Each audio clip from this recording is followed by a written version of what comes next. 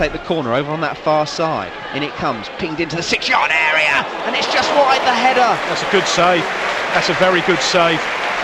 And an opportunity to run forward perhaps. Davis is there as well, advancing from right back. Ball played into the penalty area from Bennett. There's Stockley, and he almost got an end of it. Certainly the ball went goalwards. 0-0 here at Fratton Park. Pompey attacking down the left-hand side. Here's Carl Bennett coming to help out on this particular flank. Gets into the penalty area, cuts it back for Roberts, and it's just over. And that's Pompey's best chance of the game so far. Short corner to Bennett, who has it, plays it to Doyle.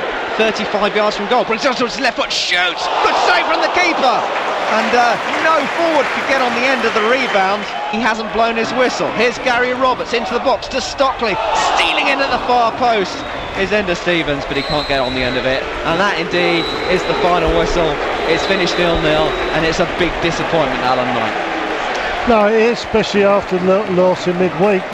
We know what teams are going to do when they come here, and we've got to be cuter, we've got to be smarter about how we go about breaking teams down.